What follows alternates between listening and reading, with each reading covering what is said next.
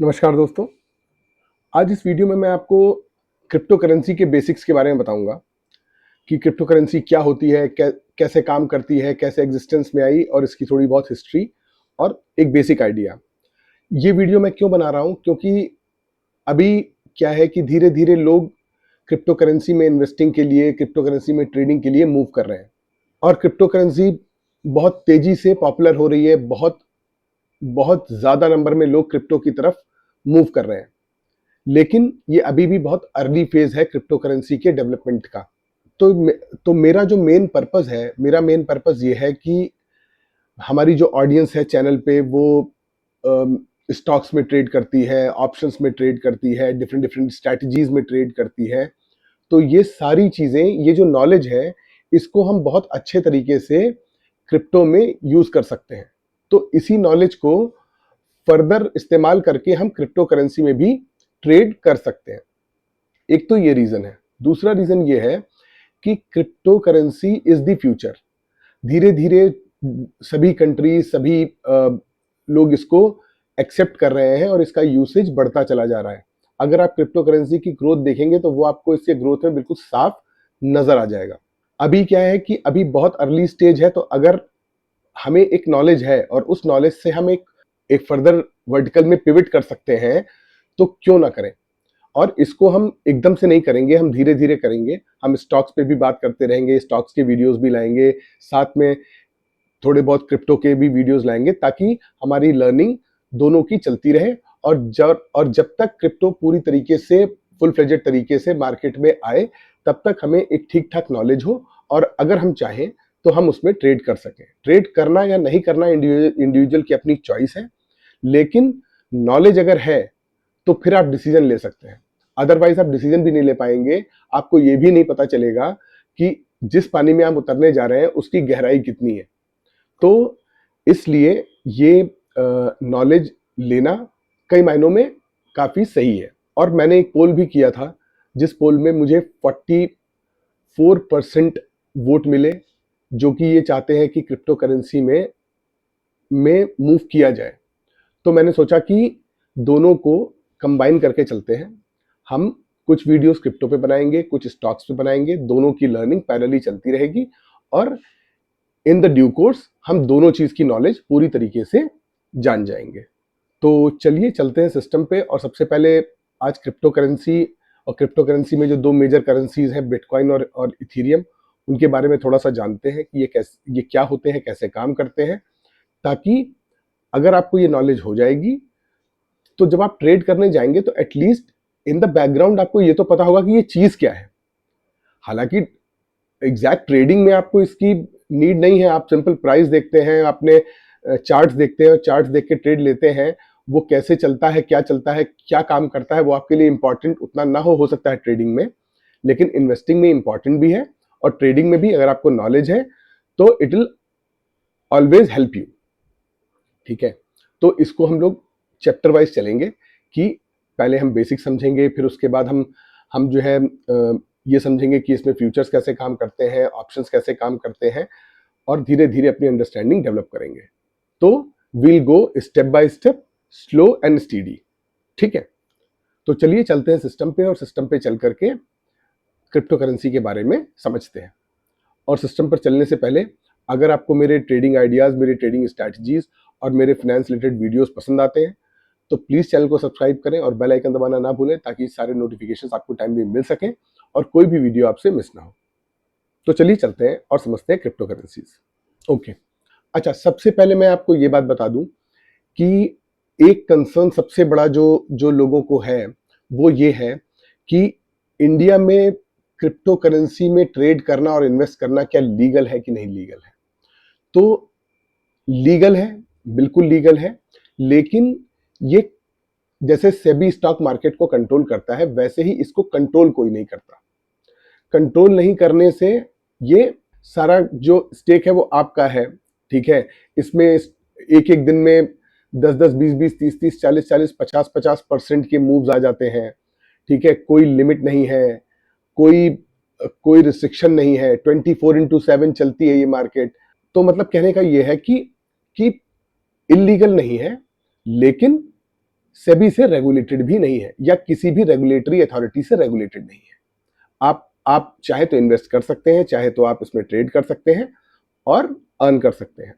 Earning में आपको, जैसे नॉर्मल स्टॉक्स में आप ट्रेड करते हैं, शॉर्ट टर्म में आपको 20% टैक्स देना पड़ता है, लॉन्ग टर्म में आप 12.5% देते हैं। इसमें आपको, अगर आप अर्न करते हैं तो आपको 30% फ्लैट टैक्स देना है। ये डिफरेंस है। और अभी एज ऑफ नाउ इसके लीगैलिटी पर कोई इशू नहीं है, बिल्कुल लीगल है, आप इसमें ट्रेड कर सकते हैं, इन्वेस्ट कर सकते हैं।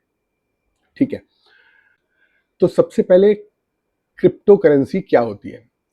क्रिप्टो मीन्स क्या होता है? क्रिप्टो मीन्स इनक्रिप्टेड फॉर्म में कम्युनिकेशन को बोलते हैं क्रिप्टो। अब क्रिप्टो में अगर हम इसको यूज करके करेंसी बनाएं तो वो क्रिप्टो करेंसी कहलाती है। ठीक है, तो क्रिप्टो करेंसीज जो है वो बेसिकली, जैसे हमारा, अगर हम रुपए की बात करें तो रुपए कहाँ से कंट्रोल होता है? आरबीआई से कंट्रोल होता है, हमारी गवर्नमेंट उसे कंट्रोल करती है। यूएस में फेडरल रिजर्व जो है वो डॉलर को कंट्रोल करता है। हर कंट्री में अपने अलग अलग सेंट्रल बैंक्स होते हैं जो कि उसको कंट्रोल करते हैं। लेकिन यहाँ पे कोई भी एजेंसी इसको कंट्रोल नहीं करती है। ये कंट्रोल होते हैं अपने सिस्टम के थ्रू ही कंट्रोल होते हैं। ठीक है, इसके अंदर सबसे इंपॉर्टेंट चीज होती है इसका डिसेंट्रलाइजेशन। कोई भी एक सेंट्रल बॉडी नहीं है, कोई भी एक सेंट्रल यूनिट नहीं है जो इसको कंट्रोल कर रही है। ये क्रिप्टो करेंसी की बैकबोन है और ये काम करती है ब्लॉकचेन्स पे। ब्लॉकचेन्स क्या होती हैं? जब भी आपका कोई ट्रांजैक्शन होता है वो ब्लॉक्स में होता है और वो ब्लॉक्स चेन के थ्रू कनेक्ट होते हैं। अभी जब हम आगे चलेंगे तो मैं इसको और डिटेल में एक्सप्लेन करूंगा। ठीक है, तो ये होती है क्रिप्टो करेंसी। मैथमेटिकल फॉर्म में कम्युनिकेशन, जिसको कि हम एज अ करेंसी यूज करेंगे, दैट इज क्रिप्टो करेंसी। ये केवल डिजिटल फॉर्म में होती है, नंबर वन। इसकी सबसे स्पेशलिटी जो होती है वो डिजिटल फॉर्म में होती है। डिसेंट्रलाइज होती हैं, कोई एक सेंट्रल बॉडी नहीं है जो इसको कंट्रोल करती है।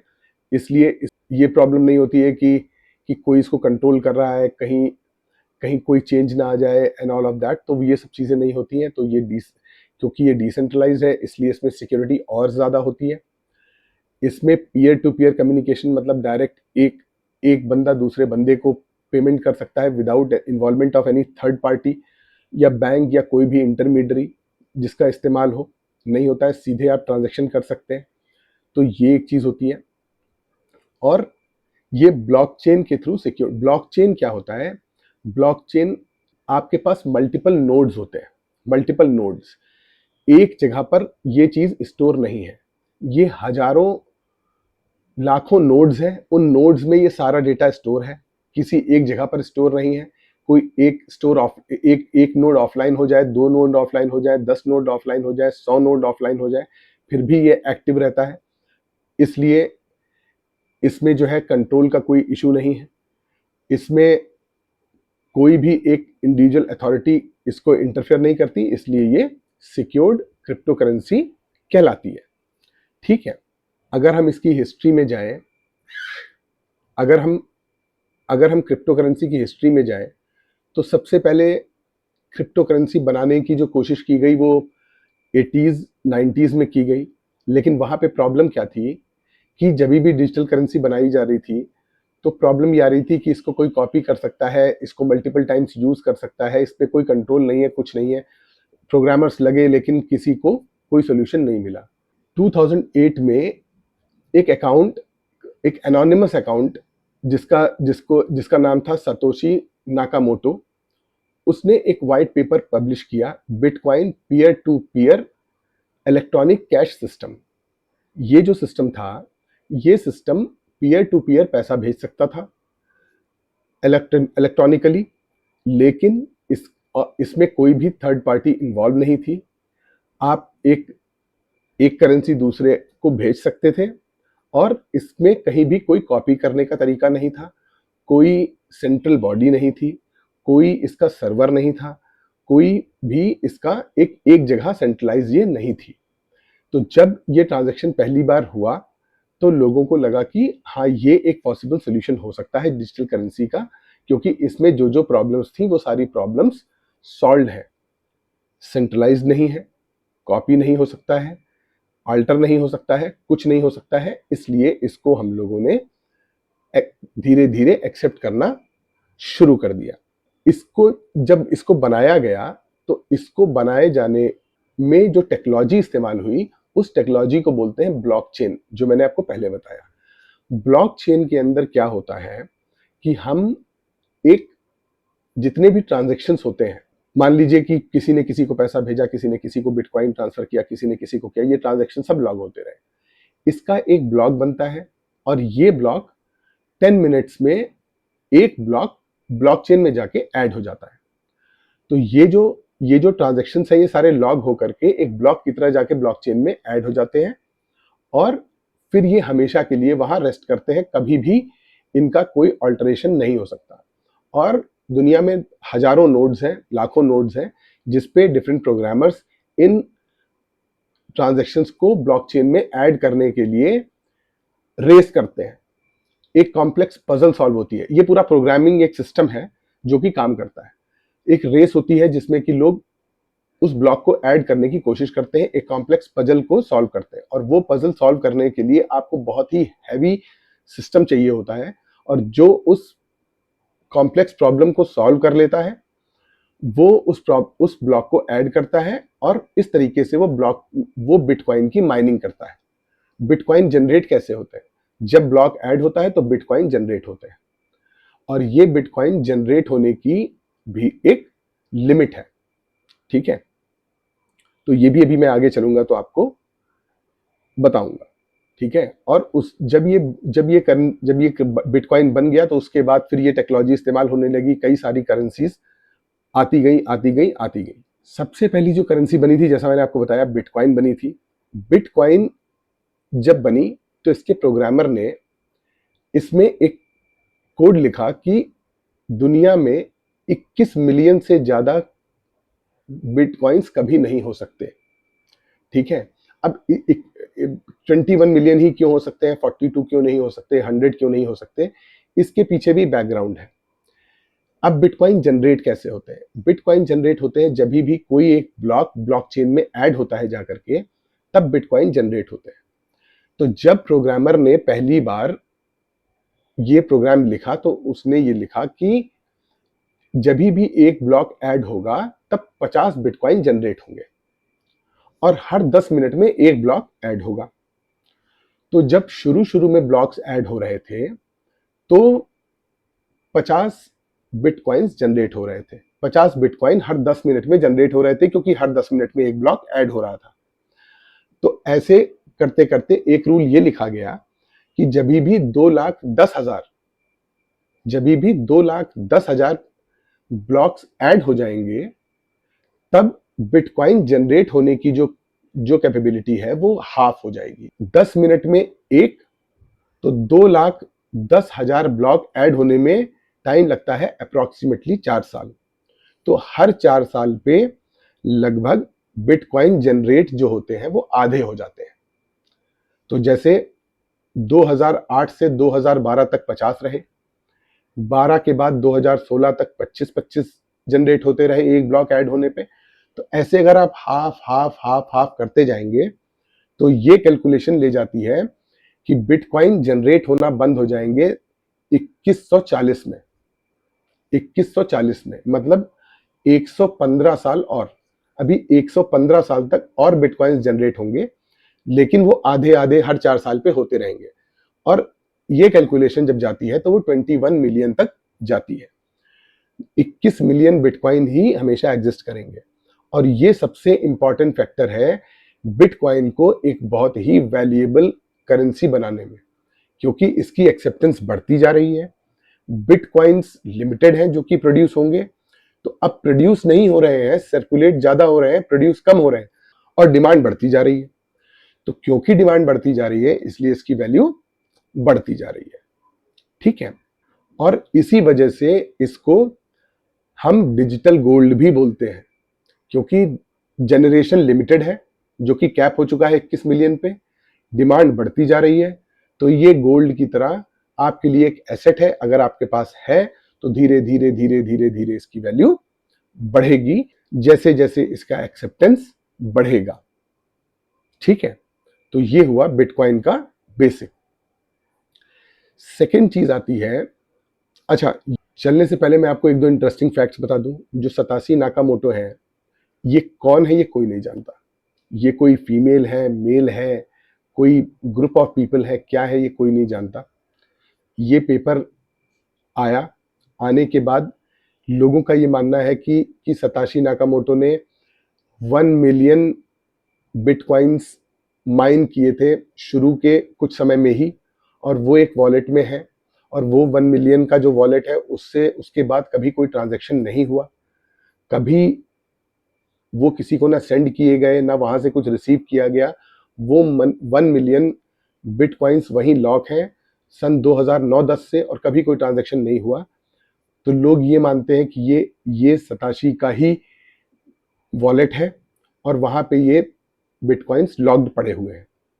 अब आप सोचिए 21 मिलियन टोटल होने हैं, जिसमें से 1 मिलियन एक वॉलेट में लॉक्ड है, तो और ये कोई ट्रांजैक्शन नहीं हो रहे हैं, तो इसको क्या माना जाए कि ये एग्जिस्ट करते हैं या इस सिस्टम से बाहर हो गए, क्योंकि अब ये कभी यूज नहीं होंगे। अगर किसी के पास उसकी प्राइवेट की नहीं है तो वो कभी यूज नहीं हो पाएंगे, तो बचे ही 21 मिलियन।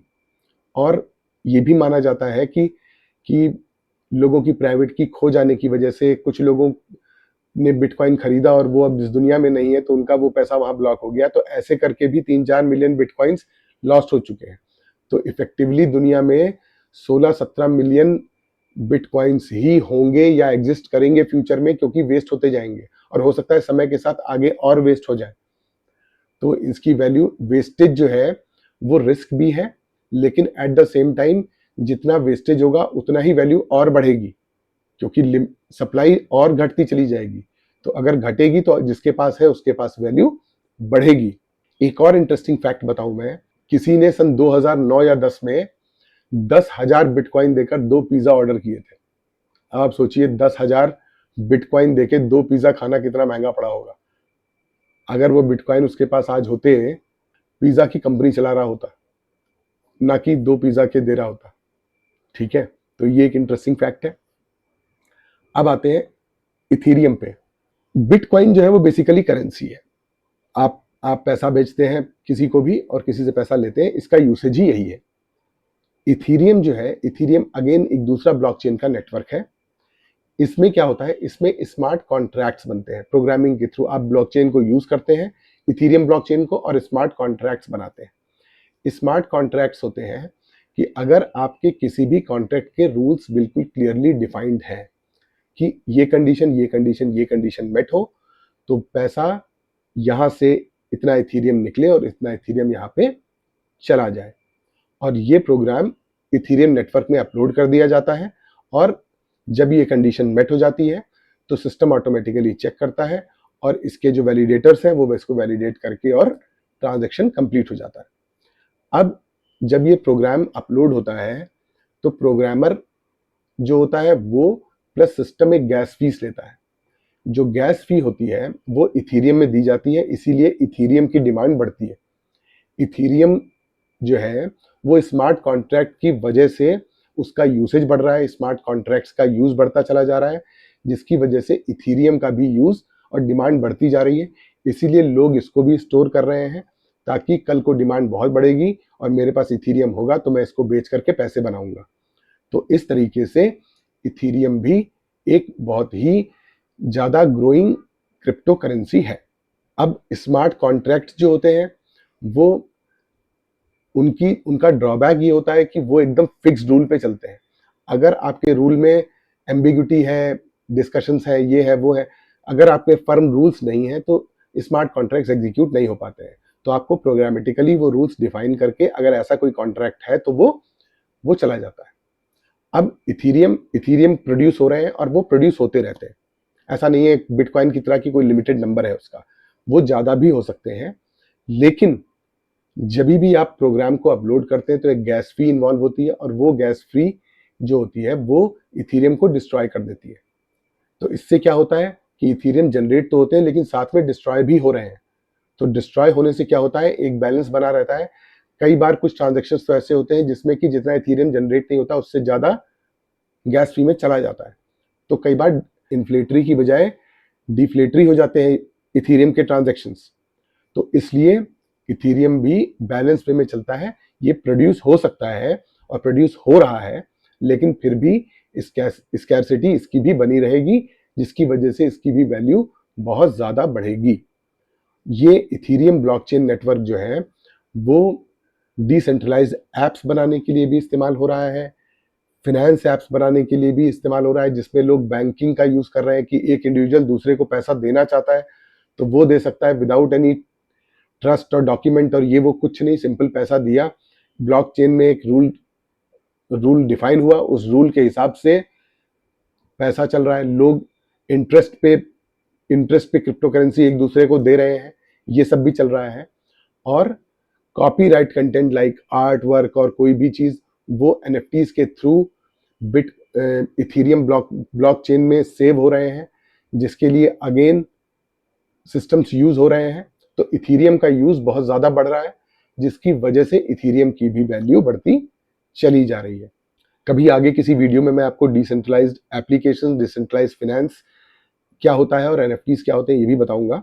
लेकिन अभी के लिए आप ये समझिए कि इन सारी चीज़ों का यूज़ करके ये एप्लीकेशंस बनाए जा रहे हैं और इस्तेमाल किए जा रहे हैं। ब्लॉकचेन, जैसा कि मैंने आपको बताया कि ये ब्लॉक्स का नेटवर्क है। जब भी कोई ट्रांजैक्शन होता है तो वो एक ब्लॉक में स्टोर होता है, वो ब्लॉक बन करके ब्लॉकचेन से ऐड कर दिया जाता है। प्रोग्रामर्स इसके लिए काम करते हैं और जब वो ब्लॉक ऐड करते हैं तो उनको उसके बदले में वो जिस नेटवर्क पे काम कर रहे हैं उस नेटवर्क की करेंसी उनको मिलती है। जैसे बिटकॉइन के लिए काम कर रहे हैं तो बिटकॉइन मिलेगा, इथीरियम के लिए काम कर रहे हैं तो इथीरियम्स मिलते हैं, और प्रोग्रामर्स जो प्रोग्राम करते हैं वो प्रोग्रामिंग की फीस भी लेते हैं। ठीक है। चेन, जब भी कोई ब्लॉक जाकर के नेटवर्क में ऐड होता है तो वो एक चेन से कनेक्ट हो जाता है, इसलिए इसको ब्लॉक चेन बोलते हैं। क्योंकि एक कोई जगह स्पेसिफिक नहीं है, डिफरेंट सेंट्रलाइज्ड डिफरेंट लोकेशंस पे हर जगह पे ब्लॉक्स मौजूद हैं, कोई एक सेंट्रल पोजीशन नहीं है, इसलिए डिसेंट्रलाइज सिस्टम है, इसलिए ट्रस्ट भी है और ट्रस्ट की वजह से कोई भी प्रॉब्लम नहीं आता है। और मल्टीपल लोकेशंस पे होने की वजह से इसमें एक्सट्रीम सिक्योरिटी होती है और इसमें ट्रस्ट डेफिसिट इसलिए नहीं होता है क्योंकि system in itself is built on trust. जितना भी सिस्टम है वो बना ही ऐसे है कि इसमें कभी ट्रस्ट का कोई इशू आएगा ही नहीं, कोई भी चीज गड़बड़ हो ही नहीं सकती है, इसीलिए लोगों का ट्रस्ट इस पे बढ़ता चला जा रहा है। तो ये हुआ बेसिक क्रिप्टो करेंसी का। आई होप आपको ये आइडिया लगा होगा कि क्रिप्टो करेंसीज कैसे काम करती हैं, कैसे बनी, कैसे एग्जिस्टेंस में आई, कैसे इथीरियम और ब्लॉकचेन काम करते हैं। तो अब जब आप क्रिप्टो करेंसी के बारे में सुनेंगे या कभी इथीरियम के बारे में सुनेंगे या कभी बिटकॉइन के बारे में सुनेंगे या कभी उनकी ट्रेडिंग के बारे में सुनेंगे तो आपको एक आइडिया लगेगा कि आखिर what are they talking about, आखिर ये भला क्या है। ठीक है, यही इस वीडियो का पर्पस था। अब धीरे धीरे हम लोग जो आगे आने वाले वीडियोस हैं उसमें और क्लैरिटी थोड़ा सा इस डायरेक्शन में जाएंगे कि ये कैसे ट्रेड होते हैं, कैसे ऑप्शंस इसके चलते हैं, क्या इसमें रूल्स हैं, कैसे फ्यूचर्स चलते हैं, कैसे 24/7 मार्केट चलती है, अगर 24/7 चलती है तो एक्सपायरी कब होती है, कैसे प्राइस कैलकुलेट होते हैं, कैसे सब चीज़ें काम करती हैं। तो धीरे धीरे हम ये लर्न करेंगे आगे के वीडियोज़ में। ठीक है, तो जैसा कि मैंने बिगिनिंग में कहा कि हम लोग स्टॉक मार्केट ऑप्शंस और ऑप्शन स्ट्रेटजीज के बारे में वीडियोस लाते रहेंगे एंड अलॉन्ग विद दैट मैं कुछ वीडियोस क्रिप्टो पे भी लाऊंगा, जिससे कि आपकी क्रिप्टो की लर्निंग बढ़ेगी और आप क्रिप्टो के बारे में समझ पाएंगे और धीरे धीरे अपनी कैपेबिलिटी डेवलप कर पाएंगे क्रिप्टो मार्केट में भी, इन्वेस्टिंग और ट्रेडिंग में। तो आई होप ये वीडियो आपके लिए हेल्पफुल रहा होगा। अगर आपको कोई क्वेश्चन या क्लैरिफिकेशन है तो प्लीज़ मुझे कमेंट बॉक्स में बताइएगा। अगर आपको मेरे समझाने के तरीके में कोई इशू नज़र आया तो आप मुझे वो भी बताइएगा, मैं उस पर भी काम करूँगा। और अगर आपको मेरा वीडियो पसंद आता है तो प्लीज़ से लाइक शेयर और सब्सक्राइब जरूर कीजिएगा। मिलते हैं अगले वीडियो में। Till then bye bye, thank you.